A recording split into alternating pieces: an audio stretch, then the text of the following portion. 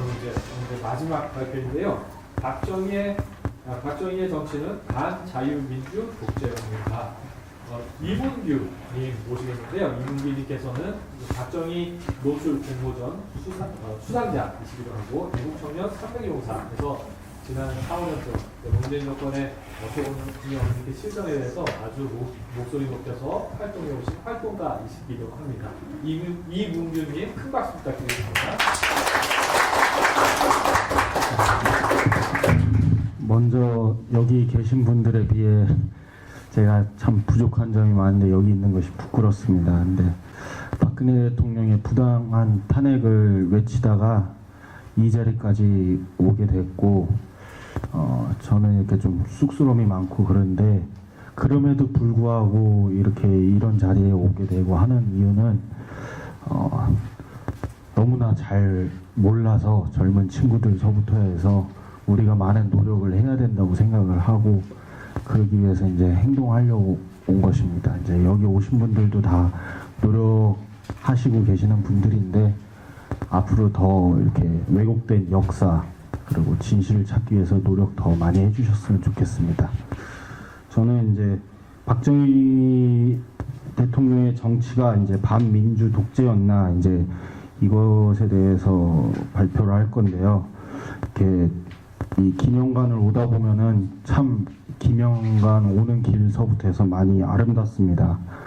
젊은 친구들 이렇게 뭐 커피 들고 다니고 공원에서 산책하고 이런 거 보면은 진짜 우리 최고 수준의 치안, 환경, 경제 대국, 대한민국의 모습입니다. 그러나 오늘날의 대한민국이 가장 또 위기라고 생각을 합니다. 물질적으로는 정말 많이 풍요롭지만 그 어느 시대 때보다 사상이 빈곤한 그러한 시대를 살고 있습니다. 박정희 대통령 시절에는 얼마나 가난했는지 다 아실 겁니다. 그냥 한 줄로 표현을 하자면 아무것도 없는 죽음의 땅이었습니다. 대한민국은. 제가 옛날에 할머니한테 들었던 거는 소나무 속껍질 이렇게 뭐 뜯어다가 그걸로 밥도 드시고 솔잎으로 죽도 해다 드시고 그렇게 가난했던 나라가 5.16 혁명이 일어난 1961년 1인당 국민소득 82달러에서 79년에는 20배로 증가한 1636달러였습니다. 수출은 4천만 달러에서 150달러까지 급상승했습니다. 특히 중화학 산업 육성 정책의 경우 정부가 나서서 집중 육성한 산업이 실제 성공으로 이루어진 것은 국제적으로도 대단히 이례적인 일로서 소련도 정부 차원에서 추진했으나 실패했었고 일본도 그다지 성공하지 못했습니다. 그런 점에서 우리는 박정희 대통령의 리더십을 다시 한번 느낄 수 있습니다. 박정희 대통령 때는 또 가난뿐만 아니라 안보도 굉장히 위기였는데 국회가 끊임없이 도발을 했었습니다. 650톤급의 해군 경비함이 1967년 1월에 격침되는 사건도 발생했었고 그 외에도 수십 건의 어선들이 격침당하고 사고로 사망하고 그러한 사건들이 많이 일어났습니다. 저는 이런 해상사고를 볼 때마다 지금도 이렇게 노란 리본을 달고 다니는 그런 사람들이 이러한 사실들을 알고나 있나 궁금합니다. 뭐 당연히 모르겠죠. 그래서 아무튼 그렇고 그 밖에 이제 뭐 아시다시피 김신조 사건 아실 거고 그 다음에 판문점 도끼 만행 사건도 있었고 또 유경수 여사가 돌아가시기도 했고 문세강에 의해서 그 다음에 이제 다수의 땅굴이 발견도 됐었습니다. 한 3개 정도 발견됐는데 하나는 74년에 경기도 연천에서 발견되었고 두 번째 땅굴은 강원도 철원, 세 번째는 이제 파주 이런 식으로 땅굴까지도 발견되면서 박정희 대통령 시절은 정말 가난과 죽음 그리고 북괴와의 끊임없는 전쟁 중이었다. 이렇게 그 시절을 얘기하고 싶습니다. 근데 이제 박정희 시대를 독재라고 이제 외치는 자칭 민주화 세력에 대해서 이제 또 말씀을 좀 드리자면, 민주화의 주역이라고 하는 자들의 주장을 보면은 87년 6월 항쟁으로 마침내 이제 민주화를 이룩했다고 합니다. 그러면 이것에 대해서 지금의 이제 여당 의원들도 대충 수긍해 버리는 경우도 많고 하는데, 그럼 87년 6월 이전에는 대한민국은 민주주의 국가가 아니었나? 근데 한반도 역사상 앞에 발표자분께서 말씀하셨듯이 조선 다음에 자유민주주의 국가가 건국되었습니다. 그때부터 이 대한민국의 민주주의가 있었던 겁니다. 마치 없었던 듯이 얘기하고 하는데 전혀 사실이 아니고, 이들은 이제 건국을 일단 부정을 합니다. 대한민국 건국일마저 부정하면서 그 의미를 훼손하려고 노력을 많이 했었었죠. 그래서 뭐 건국일이 상해 임시정부 시절 때부터다 뭐 이런 식의 이상한 소리들을 많이 하고 있는데, 과연 이 대한민국의 건국을 부정하는 좌익 세력들, 그들이 원하는 것이 과연 무엇이고, 그들은 대한민국 건국의 의미와 그 이해를 얼마나 하고 있는지 궁금합니다. 이들은 자유민주주의에서 자유를 삭제하려고 혈안입니다. 실제로 옛날에 헌법에서 자유를 삭제하려는 경악스러운 시도 서슴지 않았었고, 이 기괴한 자들이 자유는 그토록 혐오하면서 민주 두 글자만 지독하게 파는 이유를 저는 이렇게 생각합니다. 인민민주주의, 소비에트 민주주의, 여기에도 민주는 있기 때문입니다. 이들이 꿈꾸는 민주주의의 지도자들은 스탈린, 모택동, 김일성 등입니다. 나라가 붕괴하고 대학살을 하고 가난과 독재로 자국민을 죽이는 자들을 소위 민주화 세력이라고 하는 자들이 가장 존경하고 있는 역겨운 모습을 좀 볼 수 있습니다. 대한민국은 기아의 역사에서 기적으로 나아간 역사입니다. 그 운명적인 이념의 선택, 자유민주주의, 그 선택으로 대한민국은 기적을 만들 수 있었고, 그 한복판에 박정희 대통령이 있었습니다. 그리고 그 이제 민주화 세력에 대해서 조금 더 살펴보면은 7.29 선거 이후에 통일운동을 대두시켰습니다. 외세가 몰고 온 분단이 있기 때문에 이들을 타도해야 된다 이러면서 민족통일연맹이라는 걸 이제 결성했는데, 이걸 결성하니까 공산분자들이 벌떼들처럼 이렇게 그 민통련에 몰려들었다고 합니다. 민통련 선언문 내용 보면은 반미투쟁을 주창하는 것과 다름없고 북한 공산 세력의 대남 전략과 일치합니다. 김일성은 4.19 이후에 끊임없이 북한 주도 통일을 노리고 남한 진보단체와 접촉을 시도했습니다. 그리고 또 김대중에 대해서 또 한마디를 하면은, 김대중은 한국민주회복통일국민회의의 의장이었습니다. 이 한민통이라는 단체 역시 북한의 조총련과 굉장히 밀접하게 엮여 있습니다. 그래서 후에 법원은 이 한민통이라는 단체를 반국가 단체로 규정 지었고, 그 다음에 한민통이 발행하는 민족시보 역시 아직도 접속이 금지되는 종북기관지입니다. 그 이제 유신에 대해서 얘기를 안 할 수가 없습니다. 사실 이제 박정희 대통령에 대해 가장 큰 왜곡과 폄훼 중 하나는 친일과 이제 독재인데, 그 독재는 이제 유신입니다. 유신을 했다 이런 건데, 저는 한마디로 이제 유신이 없었다면 지금의 대한민국은 없었다 이렇게 생각을 합니다. 그래서 유신 시절의 이제 배경을 보면은 제가 이렇게 여기 한 페이지 가득 적어온 게 다 그 시절의 북괴의 도발입니다. 어마어마하게 북괴가 도발을 했었고, 또 닉슨 독트린이 또 선포되었었습니다. 그러니까 아시아인들은 아시아들끼리 해라, 남북 문제도 그냥 니네가 알아서 해라, 이러한 말은 앞으로 이제 뭐 미군도 철수하겠다 이러한 굉장히 심각한 상황이었고, 닉슨 독트린 이후 월남은 패망했습니다. 미군이 철수한 뒤에. 그리고 캄보디아에서, 중공에서 뭐 여러 국가에서 이제 공산국가에서 어마어마한 대학살들이 있었고, 한국 역시 이제 주한미군의 철수 날짜가 정해져 있었습니다. 그리고 학원가에는 침투한 간첩단의 통일전선술로 매일같이 수천 명의 학생들이 데모하고 있었습니다. 이 와중에 김대중은 또 예비군 제도를 폐지해야 된다, 그러고 주장하고 있었습니다.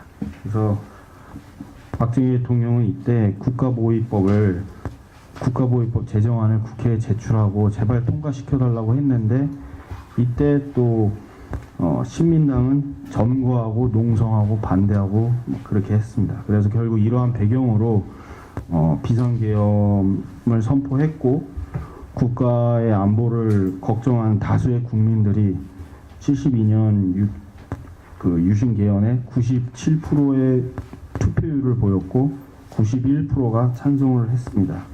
그래서 그 결과 여러 악조건 속에서 유신 중화공업 육성으로 큰 폭의 경제 성장을 했고, 유신이 없었으면 대한민국이 없었다라고 다시 한번 좀 확인을 할 수 있습니다.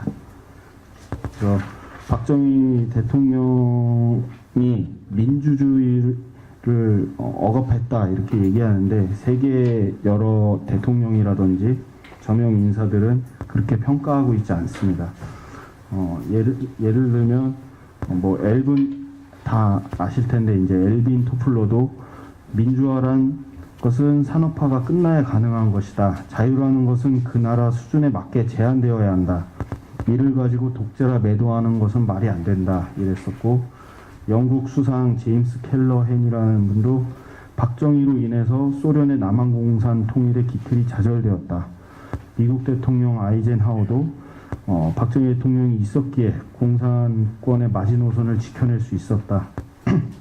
그리고 파키스탄 대통령 페르베즈 무샤라프도 어렵던 시절 한국을 이끌어서 고도로 공업화된 민주국가로 변화시킨 역사적인 역할을 한 박정희 대통령에 대해서 존경심을 갖고 있다. 이렇게 세계인들은 박정희 대통령을 민주주의 발전에 크게 기여하고 있다고 말하고 있습니다.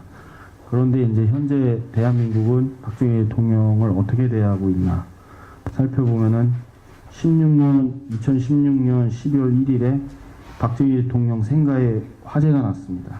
그래서 박정희 대통령과 유경수 여사의 영정이 있는 추모관이 모두 불탔었고, 이 오늘 오신 박정희 대통령 기념관은 정말 수차례 테러를 당했었습니다. 붉은 스프레이 뭐 이런 걸로 인해서. 그리고 영등포구 물레동에 있는 박정희 대통령 형상에는 또 스프레이로 또 붉은색으로 이제 철거하라고 문구 쓰고 흉상 망치질을 해서 코를 부시고, 그 다음에 또 2019년에는 박정희 대통령 묘소에 수천 개의 쇠말뚝이 박혀져 있던 것이 발견되었었습니다. 그래서 김대중, 김영삼 묘소에는 없는 쇠못이 8년이 넘게 수천 개가 박혀져 있었습니다. 탄핵 광풍으로 절망에 빠진 애국 국민들 가슴에도 정말 수천 개의 쇠말뚝이 그때 박혔다고 생각이 듭니다. 그래서 살아 생전에도 김일성, 김대중한테 시달리시더니 무덤에 누워서도 쇠독으로 고생하시는 걸 보면은 정말 박정희 대통령을 존경하는 사람으로서 참담하기가 그지없는 심정입니다. 또 다음 주제로 넘어가서 용공 조작 사건이라고 조작 미화하는 것들이 있습니다. 지금은 재심에서 무죄를 선고받고 민주화 운동 보상금까지 받은 용공 사건이라고 불리는 박정희 시대의 대표적 공안 사건들이 있습니다. 또 불임 사건을 영화한 변호인이라는 영화를 통해서도 수많은 대중들은 자신들의 좌익 운동을 민주화 운동으로 미화시켰습니다. 실제로는 다 좌익 혁명 운동이라고 봐야 됩니다. 통진당 이석기 때도 용공 조작이라고 주장을 했습니다. 통진당 그 해산 사건을 다 아실 텐데, 이때도 용공 조작이다 이렇게 주장하는 모습들을 보면은 좌익들의 뻔한 패턴이자 술수이라는 것을 알아야 됩니다. 이 용공 조작론은 박정희 독재 정권이 민주 세력을 탄압하기 위해 용공 조작을 해온 것이 아니라 진실은 반대로 북한 김일성의 집요한 침투 공작이면서 용공 조작론인 것입니다. 그래서 민주화 세력이라는 자들의 현 주소를 한번 살펴보면 그 전두환 대통령의 회고록이 출판 금지가 되었었습니다. 자유민주주의와 헌법상 있을 수 없는 위헌적 행위입니다. 그러면서 본인들은 여성 대통령의 누드화를 국회에다 전시하고 대자보를 붙인 대학생 자택까지 가가지고 속옷 차림에 있는 그 대학생을 체포하고 또 김일성 회고록은 출판합니다. 지금 민주화 세력의 경전이라고 할 수 있는 불온서적들이 다 유신 시절에 출판됐었는데 지금이 진정한 그 암흑 독재 시대가 아닌가 싶습니다. 박정희 대통령의 박정희 대통령이 사랑한 근면성실한 소박한 진짜 서민의 삶에 대해서 좀 살펴보면 박정희 대통령의 생각이 잘 나타난 말씀 하나를 제가 좀 읽어보겠습니다. 소박하고 근면하고 정직하고 성실한 서민사회가 바탕이 된 자주 독립된 한국의 창건, 그것이 본인의 소망의 전부이다. 동시에 이것은 본인의 생리인 것이다. 본인이 특권계층 파벌적 계보를 부정하고 굴림사회를 증오하는 소위도 여기에 있을 것이다. 본인은 한마디로 말해서 서민 속에서 나고 자라고 일하고 그리하여 서민의 안정 속에서 생이 끝나기를 염원한다. 한 나라의 주권과 국민의 인권은 빈곤의 탈피로부터 시작한다. 이것이 박정희 대통령이 생각하고 소망하는 대한민국의 모습입니다. 서민들의 아픔을 함께하고 이들의 고통을 덜어주려고 최선을 다한 지도자입니다. 박정희 대통령은 국가와 국민을 위해서 가난과 고통으로부터 해방시키기 위해 자신의 모든 것을 바쳤습니다. 그러면서도 가난하고 병든 사람을 위해서 남이 알게 모르게 많이 도움을 주셨습니다. 부산에서 일어난 효주양 유괴 사건이 있습니다. 이것에 대해서 전혀 실마리를 못 찾고 있었는데 박정희 대통령이 이제 특별 담화문을 발표해서 부모 품으로 돌려줄 것을 호소했습니다. 그래서 이 인간적이면서도 자상하고 애틋한 호소를 발표하고 나서 다음날 그 효주 양은 부모님께 돌아갈 수 있었습니다. 또 박정희 대통령은 대민봉사 일선에서 봉직하다 순직한 일선 공무원 가족의 생활에도 큰 관심을 갖고 그런 일이 있을 때마다 유족의 생활을 뒷바라지하는 것에 신경을 많이 쓰셨습니다. 일산역 구내에서 여객을 구하고 순직한 방사원 역장 가족과 경북 금룽군 직지사 황학산 산불 진압작업 때 과로로 숨진 김천 경찰서장 김문기 총경 유가족도 위로하셨습니다. 이 외에도 불우한 사람에 대한 애정은 각별하셨습니다. 수해나 화재에 졸지에 부모를 잃은 어린 가족들에게 생활비를 보태주고 파손된 가옥을 새로 짓게 이들이 재생할 수 있는 터전을 마련해 주었습니다. 박정희 대통령의 그 불우한 이웃에 대한 배려는 일일이 다 열거할 수 없지만 불우한 지금도 매년 연말이나 명절 때 벌어지고 있는 불우이웃 돕기 운동은 여전히 그대로 남아 있습니다. 고도의 경제 성장에도 불구하고 특별한 사정으로 그늘 속에 살고 있는 이들을 위로하면서 외로움을 달래주는 걸 잊지 않았습니다. 1978년 중동에서 날라온 편지가 한 통 있습니다. 잠깐 소개하면은 사우디 주베일 항만건설에서 땀을 흘리면서 외화를 벌고 있던 현대건설 소속 정우영 씨는 이제 편지를 보냈는데 내용은 지난 명절 때 대통령 각하께서 된장, 마늘, 고추장, 김, 멸치 등등을 우리나라 고유 음식을 많이 보내주셔서 사우디에서 근무 중인 3만여 근로자들은 매일 식탁에 앉을 때마다 웃음꽃이 핀다. 세계 어느 나라 대통령이 이런 일을 하시겠냐 하면서 감격하기도 했습니다. 또 그 외에도 뭐 버스 안내양을 방한복을 직접 손수 디자인하시고 선수하시기도 했습니다. 이렇게 박정희 대통령은 늘 모든 의사결정의 최우선순위를 국가와 국민에게 둔 진정한 민주주의자이자 인권주의자였습니다. 서민들의 역경에 눈물을 흘리고 항상 국민을 우선했던 가장 민주화를 앞장서 실천한 진정한 민주주의자이셨습니다. 저는 5월은 흔히 이제는 5.18 5월은 5.18이 훨씬 떠들썩한데 5.16의 의미를 더 되새겨야 되지 않나 그렇게 생각하고 있습니다. 그래서 저는 자전거 자물쇠 비밀번호부터 사물함 비밀번호까지 다 0516입니다. 그래서 아무튼 5.16 이런 5월이 가기 전에 이런 행사를 이렇게 주최해 주시고 배려해 주신 많은 분들께 감사함을 다시 드립니다. 감사합니다.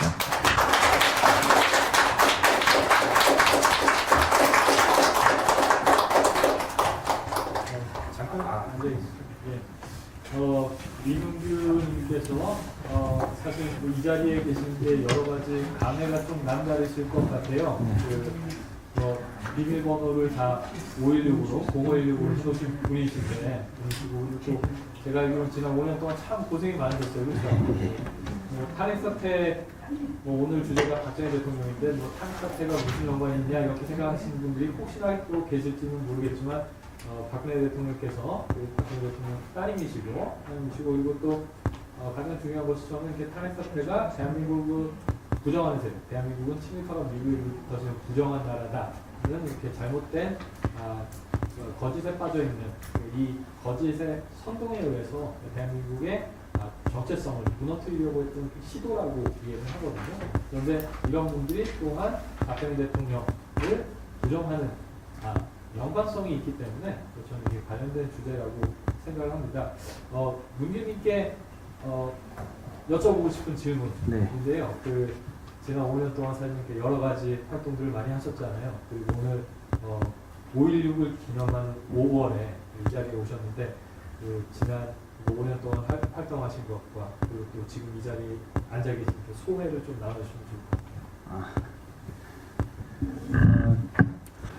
같아요. 박근혜 대통령의 여러 저서들을 많이 읽었습니다. 읽으면서 이제 박근혜 대통령이 가진 철학 이런 것에 대해서 완전히 이제 매료가 됐고 당연히 박정희 대통령에 대한 것도 당연하고 그래서 그런데 그 대통령이 최순실 이런 국정농단 사건이라고 하면서 탄핵을 해야 된다 이렇게 했을 때 저는 그냥 단박에 알아차렸습니다. 또 그냥 쉽게 말해 또 저 난리구나 이렇게 생각을 했는데 이게 좀 아슬아슬한 거예요. 진짜 탄핵 될 것 같은 그런 분위기가 되는 거예요. 이제 방송에서 매일 나오고 하니까. 그래서 대기 집회가 있다는 걸 알고 머릿수 하나라도 보태보고자 이렇게 가다가 5년 동안 또 이렇게 활동을 하게 되었는데 정말 많은 사건이 있었습니다. 정말 많은 사건이 있었는데 저는 그렇게 생각합니다. 어떻게 보면은 하늘이 그동안 좀 우리 애국 세력들이 안일하게 생각해왔던 것들 있잖아요. 좌익들이 말 같지 않은 행동을 해도 그냥 쟤네들은 원래 저래 이런 식으로 안일하게 했던 것에 대해서 경각을 시켜주려고 이런 게 생기지 않았나. 한마디로 자유우파 세력이 다시 한번 결집하고 그 심각성을 깨닫게 하기 위해서 어떻게 보면 일종의 약간 벌을 내린 게 아닌가 그런 생각이 듭니다. 그래서 지금이라도 이렇게 박정희 대통령 기념관에서 박정희 대통령의 의미를 되새기기 위해서 이렇게 노력하고 이런 모든 것들이 대한민국이 다시 정상화되기 위한 그러한 과정 중이라고 저는 생각하고 있습니다. 그래서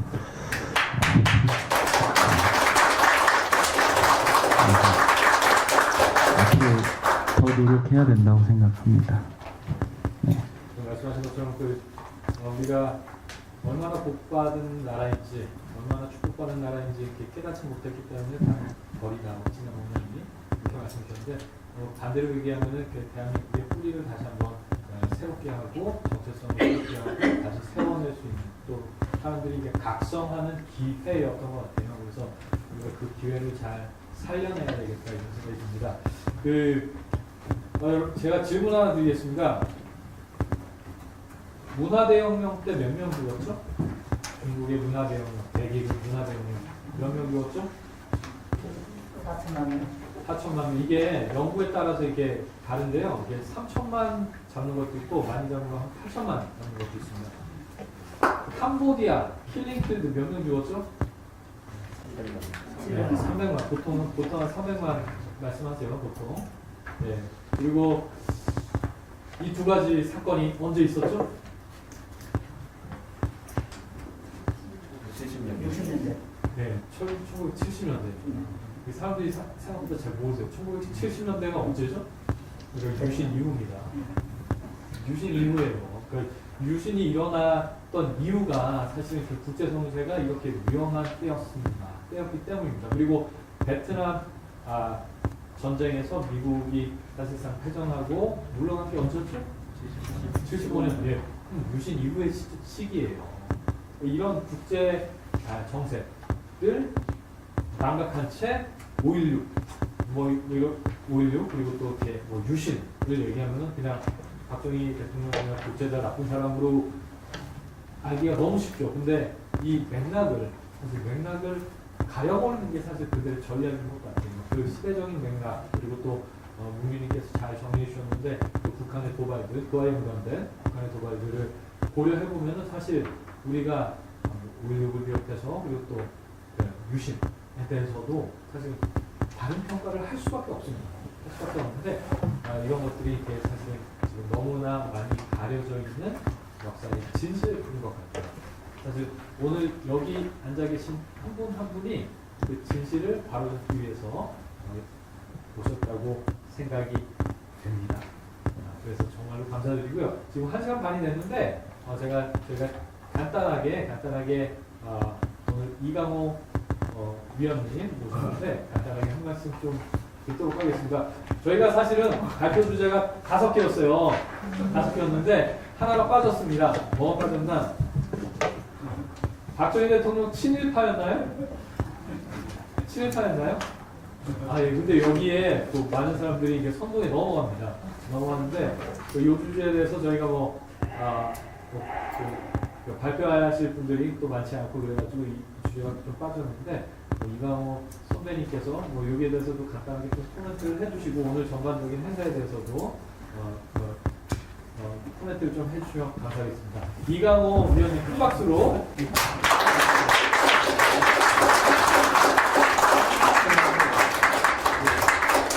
그리고 제가 늦었네요. 그 좋은 발표해 주신 이문규님 다시 한번.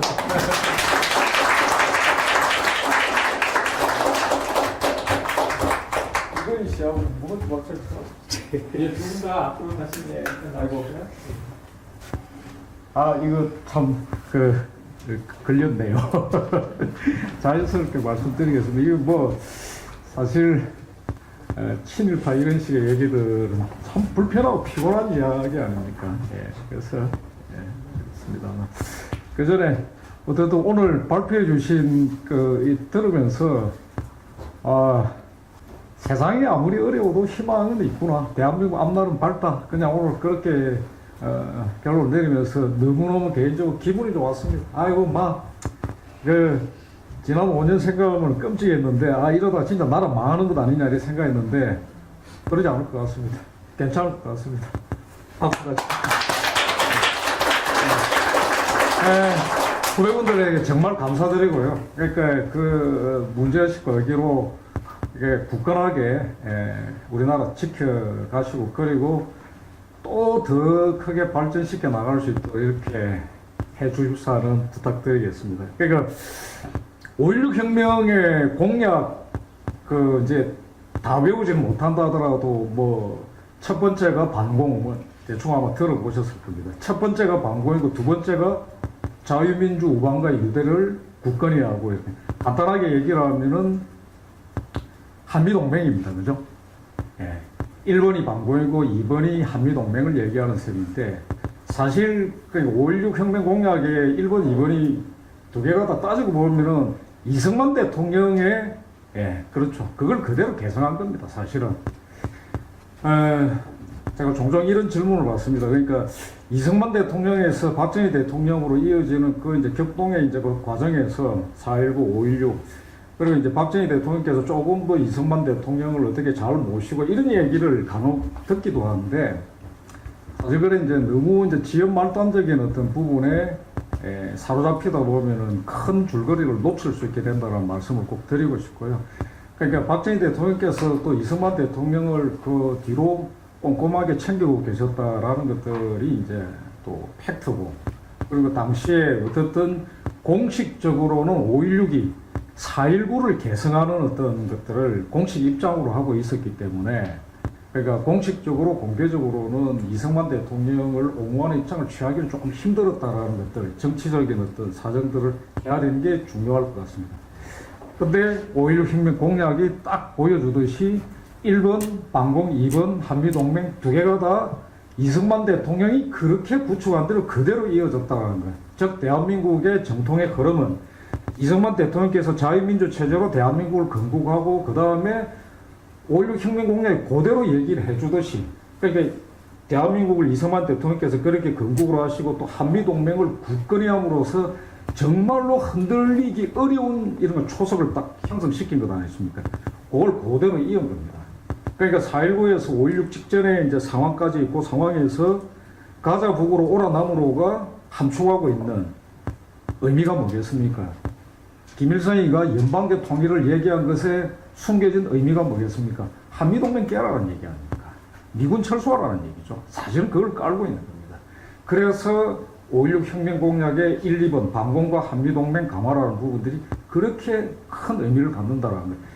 지금 많은 어떤 거니까 공부가 이루어지지 않았다 하더라도 사람들은 대체로는 그것을 이제 상식적으로는 인식하고 있지 않습니다. 국민 대다수가 미국에 대해서 좀 그러니까 아주 극악한 그러니까 이게 좌빨분자들을 제외하고서는 미국에 대해서 좀 비판적인 생각을 가지고 있는 사람들도 뭐 평범한 상식선에 있는 사람들은 한미동맹이 한미관계가 중요하다라는 생각을 안 하는 사람은 없습니다. 그냥 상식에. 근데 이 상식이 아주 쉽게 형성된 건 아니었다라는 것. 굉장히 진통이 많았다라는 것 절대로 잊지 않으셔야 되고 이걸 잘 지켜나가는 게 앞으로도 굉장히 중요했다라는 것. 지난 5년은 그런 측면에서 정말 위험한 상황이었습니다. 그 모든 것들이 지난 그러니까 그 5년 동안 진행됐던 저들이 저질렀던 일들이라는 게 우리의 그러니까 대한민국의 기본 이제 이 베이스에 해당되는 부분들을 그냥 흔드는 정도가 아니라 그냥 깨고 있었어요. 그걸 금이 같다라는 정도가 아니라 정말로 부숴나가고 있었는데 그 미국과의 관계가 한미 관계가 정말 엉망진창의 상황, 위험한 상황까지 갔었죠. 그러면서 김여정이가 문재인의 청와대에 방문했던 사진 보셨습니까? 그런 일이 있었습니다. 그러니까 이런 일까지 있을 정도로 이제 어처구니 없는 일이 벌어졌다라는 거 절대로 잊지 마시고 여전히 이제 박정희 대통령에 대해서 이러저러한 어떤 시비들이 있죠. 그리고 그 대표적인 것들 들자라면은 예전에 어떤 그러니까 역사와 관련해서는 친일파 시비가 끊이지 않고 그 다음에 이제 유신과 관련해서 또 뭐 어쨌든 가장 평범한 그 반론이 뭐 이런 거죠. 그러니까 막 경제적 업적은 다 인정을 한다. 그러나 정치는 좀 너무했지 뭐 이런 식의 아까 이제 발제하신 분들이 지적을 하셨지만 참 그 소평하고 편리한 지적이다라는 말씀을 이제 드리겠습니다. 저는 이제 비유적인 숫자적으로 이제 그러니까 이승만 대통령과 박정희 대통령을 숫자로 단순하게 정리를 하자면 이렇게 표현할 수 있다고 생각하는데 이승만 대통령은 0에서 1로 만드신 분이다. 제로에서. 그 다음에 박정희 대통령은 숫자로 표현하면 어떻게 표현할 수 있느냐? 1을 100으로 만든 분입니다. 실제로 1964년 그러니까 민정이형 대통령이 되면 난 그 다음에 수출이 이제 1억 불이 1억 달러가 달성이 되었습니다. 11월 30일 지금은 이제 아무도 기억도 안 하고 기점도 안 하지만 수출의 날입니다. 그 64년 이제 1억 달러가 달성된 걸 기념으로 해서 수출의 날이 지정이 됩니다. 1964년입니다. 그러니까 바로 이제 집권한 바로 이제 초창기죠. 대통령이 되신. 그리고 79년 수출 100억 불이죠. 유신 시대에 이제 수출 100억 불이 이루어져 버립니다. 1이 100으로 된 겁니다. 0에서 1이 된 게 더 위대하냐, 1이 뭐 100으로 된 게 더 위대하냐, 이런 식의 얘기는 이제 의미가 없을 것 같고요. 그 숫자가 상징적으로 의미해주지 않느냐. 그러니까 존재하지 않았던, 그러니까, 우리는 자유민주 체제 속에서 살고 있는데, 사실은, 뭐, 일제시대를 긍정적으로 평가하는 어떤 그 논리를 갖다 댄다 하더라도, 어쨌든 일제시대는 자유민주 시대는 아닙니다. 그러니까, 이런 걸 왜 짚지 않는가 모르겠어요. 그 일본을 마구 공격해야 되는 사람들이, 일제시대에 조선 사람들 세금 냈습니다. 세금 냈습니다. 투표권이 없었어요. 사실은 이런 부분들을 꼼꼼하게 짚는 게 더 중요하지 않을까 생각이 드는데, 그러니까 아직 당신들은 정치를 그렇게 할 자격이 안 된다는 식으로 하등민, 그러니까 말하자면 정상적인 어떤 거 있고 국민 취급을 못 받았던 겁니다. 그러니까 일본 제국의 식민 이렇게 되어 있는 거지만 그런 부분들이 굉장히 본질적인 것을 말해주는 거였습니다. 그래서 한반도에서 살아간 사람들이, 그러니까 주권국가에, 근대 국민국가의 주권을 가진 주권자로서 이런 거 행세를 하고 살 수 있게 된 거는 1948년 그 이후입니다. 5월 50선거가 첫 번째였습니다. 그리고 그것도 휴전선 이남에서만 이루어졌습니다. 북쪽에서 이루어진 건 민주주의라는 걸 달고만 있지 아무런 의미가 없었습니다. 48년 50선거, 5월 달에 50선거가 있었다라는 거 기억하셔야 됩니다. 요번에 그냥 지나가 버렸죠. 5월 10일 날 어떤 게 있었습니까? 윤석열 대통령 취임식이 있었죠. 그래서 5월 10일이라는 게 이제 또 역사적으로 각별한 의미를 가지고 기록될지도 모르겠다라는 생각을 조금 갖게도 됩니다. 앞으로 다른 변동이 없으면 매년 5월 10일이 대통령 취임일이 될 수 않겠습니까? 다른 변화가 없더라는. 근데 저는 5월 10일 날은 대통령 취임과 함께 반드시 함께 50총선거, 50총선거가 대한민국에서 처음으로 근대 국민국가의 국민으로서 투표권 행사하는 주권자로서 보통선거였습니다. 남녀평등이었습니다. 대단하지 않습니까? 이렇게 시작됐다는 게 잊지 마시고, 그렇게 해서 대한민국이 건국됐고 이렇게 쭉 시작을 했고 정말 0에서 1로 만들어냈습니다. 그런데 참 힘들었습니다. 아까 어떤 발표의 표현에서 어떤 의미에서 죽음의 땅이라는 표현이 과하지 않을 수 있겠습니다. 3년 동안 폐허가 되고 있습니다. 전쟁이 휩쓸고 가면서 엉망이 됐고 그런 부분들이 있었다는 것, 정말 그 가난했고 먹고 살기 힘들었고, 제가 종종 말씀드립니다만 배고픈 소크라테스 이런 식의 일리가 있는 지적들, 배부른 뭐 돼지보다 배고픈 소크라테스가 낫다 이런 식의 표현들이 있곤 하지만 배가 너무 고프면 소크라테스로 나올 수가 없습니다. 배고프다 하면은, 배가 너무 고프면은 머리가 정지됩니다. 배고픈 거 말고는 아무것도, 우선 그러니까 먹어야 머리도 작동되지 않습니까? 그리고 더 심하게 배고프면 머리도 정지하는 겁니다. 아무것도 안 되는 겁니다. 그래서 이게 가난을 탈피를 한다, 굶주림으로부터 벗어난다라는 부분들은 단순한 어떤 그러니까 얘기가 아니고, 그야말로 우리가 지금 아무리 그러니까 빈부격차가 있고 어떻다 하더라도 가장 가난한 사람조차 예전에 평범했던 가난한 사람보다는 낫습니다. 심하게 표현을 하면은 음식물 쓰레기통을 정말 이것저것 다 있고 뒤지면은 대한민국에서 굶어 죽는 것은 불가능합니다. 작심하고 내가 죽지는 않겠다라고 각오를 하고 하면은 음식물 쓰레기통을 뒤져서라도 하면은 굶어 죽는 건 불가능합니다. 결심을 해야 굶어 죽습니다. 이런 차이는 어마어마한 차이입니다. 간간히 외국의 그 아프리카의 기아 뭐 이런 부분 보면서 먹을 게 정말 없습니다. 근데 대한민국이 지금 우리 국내에서 모든 농사를 다 지어서 그걸 다 식량을 다 조달하느냐? 아니죠. 아닙니다. 한국은 공업국가고 대무역국가입니다. 1901년 4월 19일자 제국신문이라는 신문이 있었습니다. 이승만 대통령이 하신 청년 시절의 신문인데 정말 나이 27살에 정말 저는 그 27살의 빨갱이였는데요. 부끄럽게 짝이었는데 이승만 대통령께서 제국신문에 사설을 썼는데 그 내용이 이겁니다. 앞으로 나라의 근본은 농사가 아니라 농업이 아니라 상업이다. 못을 딱 받고 천하의 근본은 상업이어야 된다라고 딱 얘기를 합니다. 영국에 대해서 쭉 설명을 합니다. 영국이 땅덩어리가 넓으냐? 농사 조건이 좋은 나라가 아니다. 기후도 참 안 좋다. 근데 어떻게 저렇게 잘 사냐? 산업을 일으키고 무역을 내서다 딱 못을 박습니다. 상업이 천하지 대본이라고 얘기를 합니다. 27살 때입니다.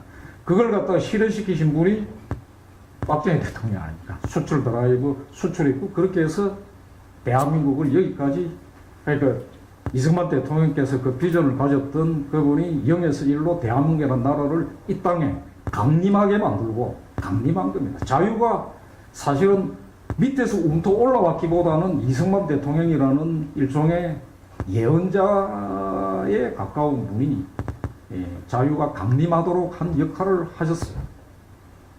모세 같은 분이죠. 그 이후에 박정희 대통령은 그 위협을 이어받아서 여기까지 올라서게 만들었습니다. 이게 대한민국, 간단하게 정리할 수 있는 대한민국의 역사입니다. 기하에서 기적으로 이어졌다. 20세기의 역사는 망국, 건국, 부국입니다. 간단하게 정리를 하면은 망국. 여기서 이제 친일파 관련한 박정희 대통령이 몇 년생이시죠? 1917년생 아니십니까? 1917년생. 그때 조선이 있었습니까? 한국이 있었습니까? 그래서 제가 이제 직국계는 이렇게 표현을 하는데 박정희 대통령을 보고서 그리고 박정희 대통령뿐만 아니라 그 시절에 열심히 살았던 이러저러한 뭐 공무원을 했다든가 이런 분들 있을 수 있죠. 변호사한 분들도 있고 판사한 분들도 있고 검사한 분들도 있습니다. 조선 그 사람들 다 어찌해야 됩니까? 다 실제로 친일파라고 운운하기는 합니다만 열심히 산 분들이죠. 그리고 평범하게 살아가면서 태어나자마자 보니까 자기가 소속될 나라는 제국일본밖에 없어요. 그러면은 만약에 친일파 운운의 이 시비를 따지려고 하면은 저 같으면은 손해배상을 청구를 하겠습니다. 조선 왕가에다가. 당신들이 나라를 없애버려가지고 내가 소속될 나라를 이렇게 만들었으니 그래야 되지 않을까 생각이 듭니다. 태어나는 어떤 그러니까 나라를 부모를 그러니까 태어나는 사람이 부모를 선택을 할 수가 있습니까? 나라를 선택할 수가 있습니까? 태어나자마자 그냥 소속될 뿐이잖아요. 어쩌라고요? 1910년에 한일합방이 되었습니다. 어쩌라고요? 17년 11월 14일에 태어났습니다. 그런 겁니다. 열심히 공부를 했습니다. 그 모든 근대적 교육기관은 제국 일본이 제공한 교육기관입니다. 무슨 그따위에 다녀가지고 그 제국적 일본의 교육을 받았느냐? 그러면 어쩌라고요? 서당에 다녔어야 되겠네요. 그러면은 근대적 교육을 받은 근대인 박정희는 없습니다. 그리고 그 외에 당시 이제 학교에 다니고 사범학교는 최고 인류의 이렇게 학교로 경쟁률도 엄청나고 그랬었는데 거기에 사범학교에 진학했던 모든 분들 다 그렇게 비난해야 되나요? 저는 이제 어릴 때 저는 이제 국민학교라고 할 때였는데 그 시절에 제 이제 그 학교의 선생님분들 이런 분위기가 있었습니다. 아, 그분은 일제시대 때 사범학교 나왔다더라. 그럼 나이 든 분. 그러면 전부 다 이러는 겁니다. 어르신들. 그렇냐. 사범학교를 나왔다 그러면은 탑으로 그냥 모두가 다 인정을 하는 이런 거였습니다. 사범학교가 그랬다. 인재들입니다. 일제시대 사범학교를 나온 분들을 보고 친일파 얘기하는 사람은 아무도 없습니다. 그런 얘기를 들어본 적 없습니다. 그 다음에 박정희 대통령은 저는 표현을 이렇게 하고 싶습니다. 불행하게도 일본군 장교가 될 수가 없었습니다. 될 기회를 못 잡았습니다. 만주군의 소위였죠. 임관이 됐을 때 만주 군관학교에 진학을 했고 그래서 워낙에 예과의 성적이 수석이었기 때문에 그걸 인정을 받아서 일본 육사로 이제 편입 유학을 가게 된 겁니다. 일본 육사가 이제 어떤 그러니까 이러저러한 정치적 시비를 다 떠나가지고 당시에 일제 시대에 말하자면 인류 대학 학교라고 일반적으로 인정되는 교육기관들이 쭉 대학급 교육기관들이 쭉 있습니다. 지금은 이제 일본의 제국대학 그러면은 뭐 동경대, 교토대 두 개 이렇게 이제 사실은 일제 시대 경성대도 경성 제국대학이죠. 그러니까 일본 제국 내 제국대학이라는 게 쫙 있습니다. 그 숫자를 제가 정확하게 기억을 못 하겠는데 뭐 한두 개가 아니고 한 10여 개 아마 됐을 겁니다. 10개 정도 되는 걸로 제가 그 기억이 나는데 일본 육사는 한 개입니다. 그리고 당시의 분위기는 육사가 사회적으로 인식이 되는 게 육사가 그런 제국대학, 동경대학, 동경제대, 교토제대보다도 등급이 위라고 일반적으로 받아들여지던 시대였습니다. 최고 엘리트들은 그렇게 진학을 하다. 이런 걸 이제 거친 겁니다. 근데 그렇게 해서 참 성적 좋게 이제 그 일본 편입해가지고 3등을 했다 그러죠. 그런데 전공 분야 포병장교였습니다. 예, 포병장교가 어떤 건가 하면 수학을 반드시 해야 됩니다. 수학을 해야 돼요. 과학을, 그러니까 수학, 화학, 물리학을 알지 못하면은 포병장교일 수가 없습니다. 서당에서 그런 거 배울 수가 없는 거죠. 실제로 그 경부고속도로 그 만들어 나가고 할 때 박정희 대통령이 손수 이게 줄을 끄고 청량 한 부분 그림을 그리고 이런 부분들을 보고 하면은 그는 포병장교 교육을 받았기 때문에 거리를 이제 이렇게 삼가감 수고하는 거고 이런 거였습니다. 이런 과학자로서의 안목이 있었기 때문에 이런 거였습니다. 얼마 전에 그 어떤 그 월간조선 어떤 그 기사로 사이트의 기사로 한국의 전자산업을 일으킨 3희 김환희, 박정희, 이건희 이름 똑같으시 이렇게 됐죠.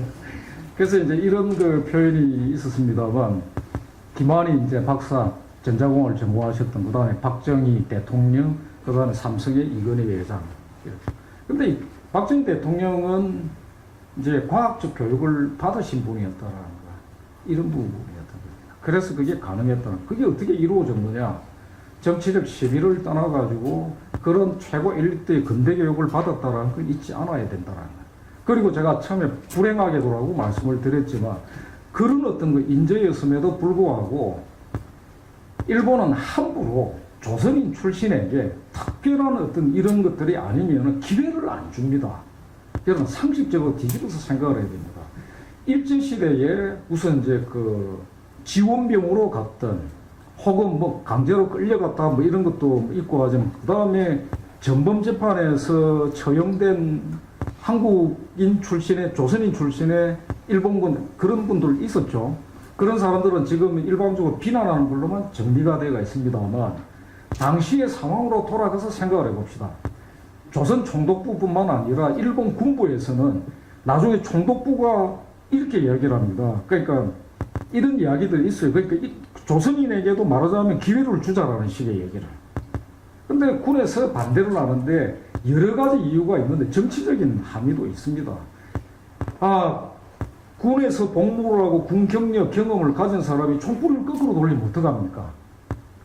근데 그거는 다른, 그러니까 나라의, 그러니까 제국주의 본국과 식민지와의 관계에서 늘 발생했던 일입니다. 그러니까 식민지를 거느린 나라들이라면 다 압니다. 식민지 하에 있는 그 식민지 주민들에게 다른 거는 몰라도 교육은 시킨다 하더라도 군사적인 기회는 안 줍니다. 안 줍니다. 이게 굉장히 중요한 문제거든요. 그래서 일본 육사까지 거치고 나가서 결국에는 일본군 소위로도 이렇게 안 돼요. 일본군 소속이 아닙니다. 만주군 소위가 돼요. 물론 뭐 만주국이 뭐 일본군의 괴뢰다. 그 문제를 떠나가지고 당시 입장에서 보면은 꼭 어쨌든 차별이 있을 거다 그러니까 이런 문제들이었던 겁니다. 이걸 그때 그 시절로 돌아가서 딱 그러니까 헤아려야 되는 것들이 있는데 설정을 딱 해두는 겁니다. 그냥 당시 시대적 조건 속에서 열심히 이렇게 살아나갔던 평범한 그 다음에 그 평범한 한 청년의 입장에서 알아보는 게 아니라 다른 잣대를 이후에 설정된 걸 갖다 붙여가지고 이렇게 해버리고 그러면 그때 독립운동을 한 사람들은 뭐냐 이렇게 얘기를 하고 있는데요. 만주의 독립운동 뭐 그래서 뭐 그들을 뭐 어떻게 했다 뭐 근데 그 만주의 그 시절에 그럴 만한 독립군이 없었습니다.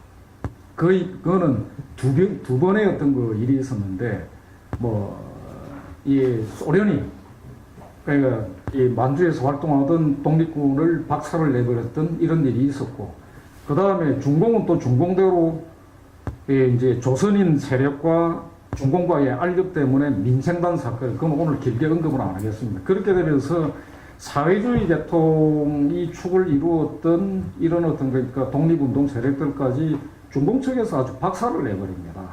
그때 죽은 사람이 어마어마하게 많습니다. 그렇게 해서 사실상 그러니까 소멸 상태로 들어가가 있었습니다.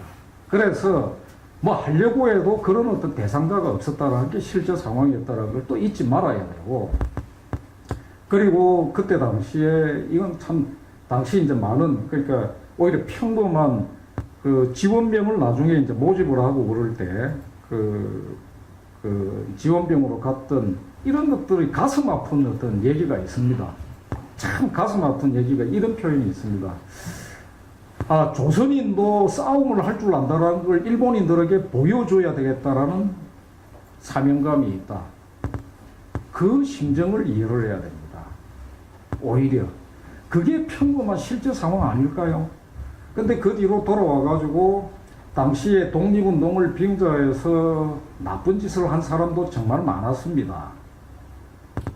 그런 것들만을 기준으로 해가지고 이렇게 평범한 열정을 가졌던 사람들을 비난해서는 안 됐거든. 이런 뭐 제가 이제 말씀이 좀 길어져 버린 것 같은데. 그래서 사실은 이제 이런 친일 시위 같은 부분을 가지고 별다르게 논점으로 제기하고 논쟁을 할 생각은 사실은 별로 개인적으로는 좀 없습니다. 왜냐하면은 늘 이런 게 불편한 상황을 야기시키기도 하기 때문에 제가 개인적으로 불편하다 이런 게 아니라 괜히 박정희 대통령이 그 불필요한 어떤 시위에 이렇게 그냥 뭐 그렇게 되는 것 자체가 저는 뭐 안 좋다라고 생각하는 쪽이고 그러나 단호하게 말씀드립니다만 그 소위 저들이 얘기하는 그 논리로도 박정희 대통령 비난하는 거는 논리적으로 그 형성이 될 수 없는 성립될 수 불가능한 거라고 말씀을 드리고 그리고 오늘 정말 들으면서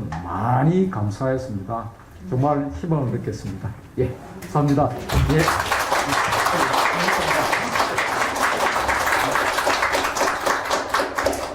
예. 이강호 의원님 그 강연을 해주셨네요. 사실 그 언제 들어도 너무 좋은 강연인데요. 한 분 더 소개 말씀 올리겠습니다. 그 이문규님께서 그 발표해 주시면서 사실 아주 중요한 지적을 해주셨는데 이 박정희 기념도서관, 기념관이 테러도 많이 당했습니다. 테러도 많이 했고 사실 지금도 공격이 많습니다. 그리고 이게 없어졌으면 바라는 사람들도 많이 있습니다. 그래서 여기 와서 이렇게 시위하시는 분들도 되게 많아요. 그런데 그런 모든 공격을 사실 제 앞에서 막아내 오셨던 분이 계십니다. 좌승희 원장님 큰 박수로.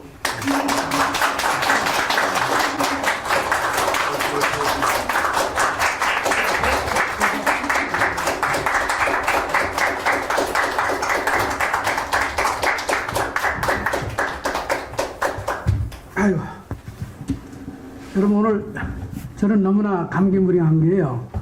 이 도서관을 개관한 게 2018년 3월 1일인가 그럴 겁니다. 이 북 콘서트를 할 자리를 만들어 놓고 그래서 우리 한 번도 못했죠.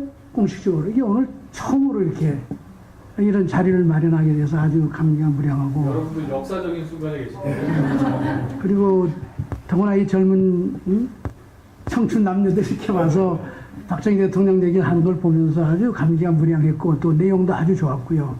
그렇습니다. 그리고 우리 이렇게 그 과정 만들어 주신 우리 이강호 의원도 감사하고 우리 김구 회장님도 감사합니다. 저는 아까 그 교과서 얘기를 들으면서 잘못된 건 뭐 이미 알고 있었지만 그 내용을 아주 정확하게 이렇게 카피를 해서 이제 가져다 줘서 또 설명을 해주고 그래서 이제 느낀 게 이게 우리가 대한민국 국민 모두가 풀어야 될 과제를 제가 한두 가지 드릴 테니까 우리 젊으신 분들은 두고도 고민을 좀 해보시라 이런 겁니다. 박정희 대통령이 정치는 잘못했는데 경제를 잘했다. 그럼 경제 잘하려면 정치를 잘못해야 되는 거야? 한번 생각해 보세요. 그 말 자체가 말이 안 되는 얘기입니다. 정치를 잘못하고는 절대 경제가 잘 될 수가 없는 게 세상의 이치고 그렇습니다. 근데 우리가 모르는 건 어떤 정치를 해야지 경제가 잘 되는지 아무도 아직 모르는 거예요. 제가 한 말씀 더 드리면, 제가 이건 뭐 또 비유를 하는 거기 때문에 오해는 하지 마시고, 김대중 대통령님의 목포에 있는 노벨 기념관을 제가 가서 봤어요. 너무나 놀란 게 딱 들어갈 때 민주라는 말이 나오고 끝나서 나올 때 또 민주, 그 과정엔 전부 다 민주밖에 없어요. 이건 이제 그 기념관을 제가 뭐 평하려고 그런 게 아니라 국가를 어떻게 운영했지? 이런 데 대한 전시를 제가 발견할 수가 없었어요. 그래서 민주주의자로 평생을 살고 그리고 돌아가셨다. 이게 그 지금 아까 교과서에 나온 얘기를 보면서 대한민국은 너무나도 민주를 얘기하는데, 물론 민주주의가 어떤 민주주의가 있느냐 하는 건 다양한 견해가 있고 그렇잖아요. 뭐 인민민주주의 문제가 많고 자유민주주의 하다 자 그렇게 하는데, 그럼 자유민주주의 하는 나라가 다 잘 살아? 여러분 한번 생각해 보세요. 미국도 잘 살지만 요즘 엉망 문제가 심각하죠. 선진국 민주주의 하는 선진국, 여러분 경제가 1% 0% 이렇게 성장하거든. 그리고 분배는 다 악화되고, 민주주의 하는 나라 다 잘 살지 않아요. 그러니까 박정희 대통령이 얼마나 중요한, 온 세상에 중요한 문제를 제기했느냐. 정치를 어떻게 해야 국민이 잘 먹고 잘 살고 번영하는 나라가 될 수 있느냐 하는 것을 질문을 던졌는데, 대통령의 방식은 뭐냐. 대한민국 국민들이 다 잘못했다는 정치를 가지고 가장 훌륭한 경제를 만들어냈다. 여러분 지금 무슨 말씀 하시는지 알겠어요?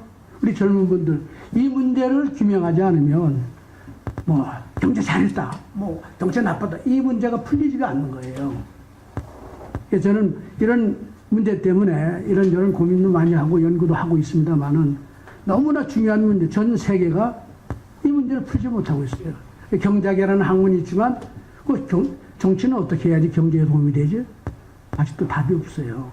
그렇기 때문에 아까 우리 문양 그 맥락이 중요하다고 그랬잖아요. 아주 세상은 복잡합니다. 간단하게 민주주의 하면 잘 되는 거야 그러면 아주 편하죠, 얘기하기가. 세상은 그렇게 간단치가 않고, 뭐 심지어 자유하면 자유를 주면 다 된다? 얼마나 편해요.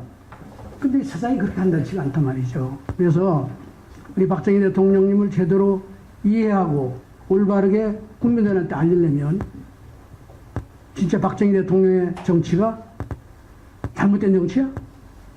어디까지가 잘못되고 어디까지가 잘 된 거야, 뭐 이런 것까지 얘기가 나오겠지만, 이 문제를 제대로 규명해내야지만 우리가 이 모든 이 싸움이라면 이상하지만 논쟁에서 이긴다면 이상하지만 올바른 결론을 낼 수가 있다, 이런 생각을 합니다. 그래서 특히 젊은 분들이 시가 그 교과서에 나온 게 아주 중요한 문제를 제기하는 게 잘못된 얘기지만, 그래?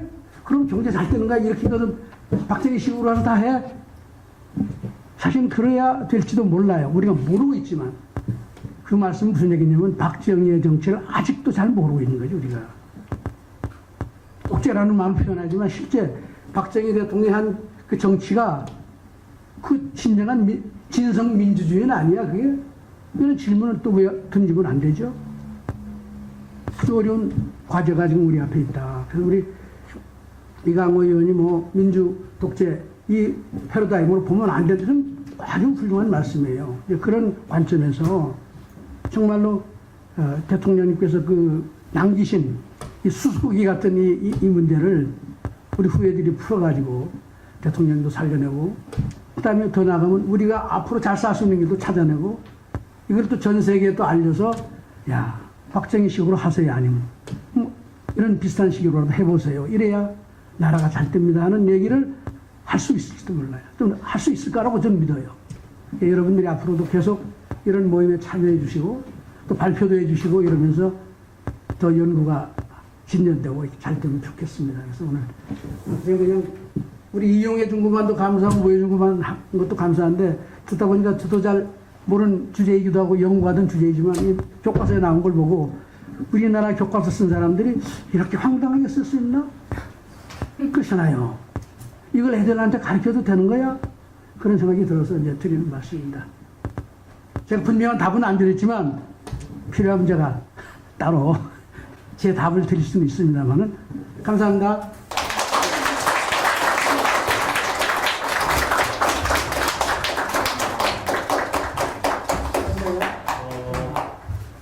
오늘 여러분들 아셨죠? 그 역사적인 순간에 함께하고 있습니다. 그 코로나 상황이었었기 때문에 이런 행사를 할 수 없었어요 그동안. 그런데 저도 사실은 그 이강호 선배님께서 여기 잠깐 회의가 있으니까 와보라고 하셔가지고 엮여가지고 뭐 하다 보니까 저기 뭐 공동주관으로 트루스폼이 가 있고 포스터 보셨나요? 그 포스터 저희가 만들었습니다. 저희 디자이너하는 친구가 이렇게 표현 만들었고 이게 제가 또 이렇게 손보고 그랬는데 하여튼 이렇게 진행을 하게 됐습니다. 이런 역사적인 첫 북콘서트는 아니죠. 세미나를 각종의 통영 세미나를 이곳에서 이렇게 진행을 하게 됐는데요. 여러분들 우선 이곳 정말로 많이 이용해 주시기 바랍니다. 지금 우리 여기가 옛날에 뭐였는지 아시나요 혹시? 난 쓰레기입니다. 예, 쓰레기장이었어요. 쓰레기장 위에 이렇게 멋있는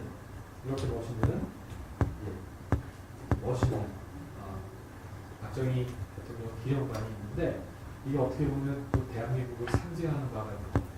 대한민국은 정말 폐허 속에서 정말 놀랍게 발전을 하잖아요.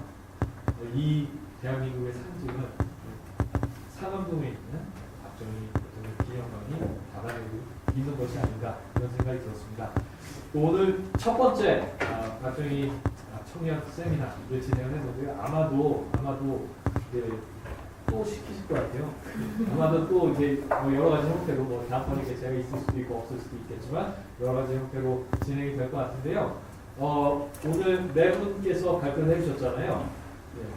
다음에는 언젠가는 여기 앉아 계신 분들이 앞자리에서 발표를 하셨으면 좋겠습니다. 오늘 특히 또 대구에서 올라오신 분들 계신데 좀 대구에서 오늘 이렇게 행사 처음 시작할 때 대구에서 올라오셨다는 얘기만 듣고도 감동을 받았습니다. 감동을 받았는데 다음 기회에 한번 이렇게 앞에서 또 발표해 보시면 좋을 것 같아요. 그리고 또 오늘 젊은 분들 많이 와주셨는데 꼭 이 자리에서 발표해 보시기 바랍니다. 오늘 세미나 일정은 그럼 이것으로 마치도록 하겠습니다. 그런데 행사 끝나고 나서 이강호 위원님과 함께 박정희 대통령 기념관을 함께 관람하는 시간을 저희가 공지하도록 진행하도록 하겠습니다. 여기 도서관은 많이 와보셨는데 기념관이 있다는 사실을 모르시는 분들이 되게 많이 계세요. 제가 그랬습니다. 제가 여기 한 10번 정도 온 것 같아요. 근데 기념관을 제대로 둘러본 거는 얼마 안 됐습니다. 그래서 오늘 꼭 기념관 함께 관람해보시면 좋겠고요. 행사를 마무리하기 전에 오늘 또 방송으로 함께 해주신 분들이 한 50분 정도 계십니다. 여러분들께서 지금 이쪽 앵글만 보고 계신데 이쪽 앵글을 사실 좀 보여드리고 싶어요. 그래서 저기 좀 지신장님 이렇게 보여주시면 감사하겠습니다. 여기 좀 움직여주셔서 앵글을 잡아주시면 참 좋을 것 같은데 여기 설계를 이렇게 하셔가지고 여러분들이 이렇게 앉아 계신 모습이 너무나도 보기가 좋습니다. 너무나도 보기가 좋고 저희가 다음 기회에 또 함께 해주시면 감사하겠습니다. 그리고 오늘을 기념하는 의미에서 저희가 다 같이 기념 촬영 한번 해도 될까요? 예, 이쪽에 앉아 계신 대로 저희가 기념 촬영하면 될 것 같은데요. 여기 오늘 발표하신 분들 다시 한번 큰 박수 부탁드리겠습니다. 발표하신 분들도